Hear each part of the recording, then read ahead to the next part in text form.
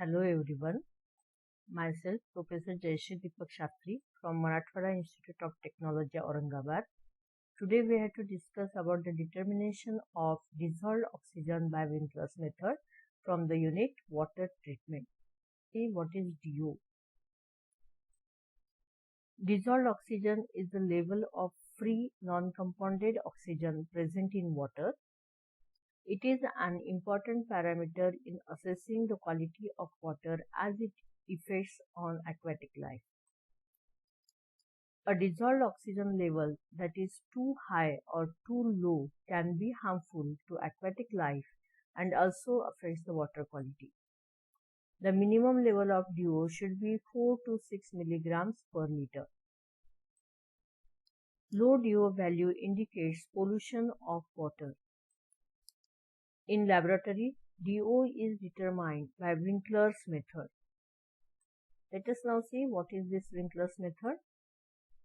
Determination of DO is based on the oxidation of potassium iodide by dissolved oxygen, but the dissolved molecular oxygen in water is not capable of reacting with potassium iodide. So, an oxygen carrier, that is manganese hydroxide, is used to bring about the reaction between dissolved oxygen and potassium iodide. Let us see some reactions involved in this determination.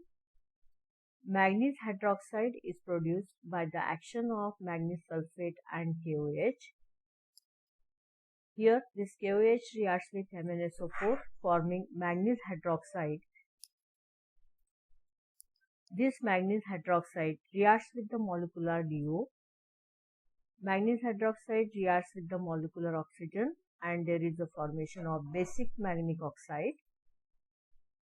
Basic manganic oxide reacts with the acid and converts molecular oxygen into nascent oxygen.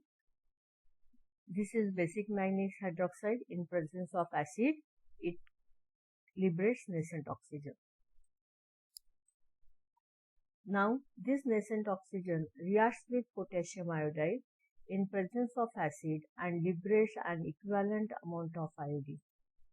Here, potassium iodide in presence of acid reacts with nascent oxygen and there is liberation of iodine takes place. The amount of liberated iodine is now determined by titrating the solution with sodium thiosulfate. The sodium thiosulfate reacts with iodine and there is a formation of sodium. In this reaction, starch indicator is used to identify consumption of iodine as iodine gives blue color with starch. As soon as the total iodine is consumed, the solution becomes colorless. Also, if nitrites and sulfides are present in water, these ions liberate iodine from potassium iodide, which may give wrong results in determination of dissolved oxygen content.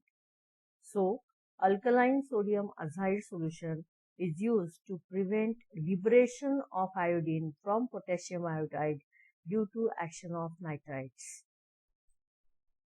Alkaline sodium azide decomposes nitrites as follows. Here, the sodium azide in presence of acid forms this hydrozoic acid. This hydrozoic acid reacts with the nitrites and there is a liberation of nitrogen oxides and nitrogen. Now, as nitrites are decomposed, we will get the iodine liberated by the action of dissolved oxygen and potassium iodide. Now, we will discuss the steps involved in demonstration of determination of DO. For this, we have to take DOD bottle. In that, take 300 ml of water sample, 2 ml of manganese sulfate solution, 2 ml of alkaline azide solution. When we add all these solutions, we will get the precipitate. Let the precipitate settle down and then add 1 ml of H2SO4 solution. After adding the acid, we will get the yellow colored clear solution. From this 300 ml of yellow color solution, only 100 ml yellow solution we have to take in conical flask. Then add starch solution as an indicator to this conical flask. You will get the blue colored solution. Now this solution, it is titrated against sodium thiosulfate solution from blue red till the color changes to colorless. So the color change from blue to colorless is the end point of titration. Now let us see the part of calculation. From the volume of sodium thiosulfate which is required for titration, the DO content is calculated by the formula DO equal to volume of sodium thiosulfate into normality of sodium thiosulfate into 8000 divided by volume of water sample taken for titration. So DO equal to mean burette reading into 0.025, which is the normality of sodium thiosulfate, into 8000 divided by 100.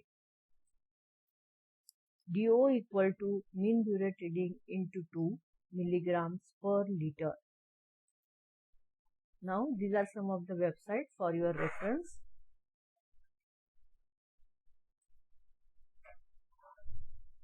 This is the website for virtual lab, that is vlab.co.in. Here you will get the board areas of the labs. From that you have to use the civil engineering branch. In civil engineering branch you will get the different types of labs. From that you have to choose this environmental engineering lab 2. Then there you will find list of experiments, and from that you have to select the experiment number 6, that is determination of DO in water. So kindly visit to this website and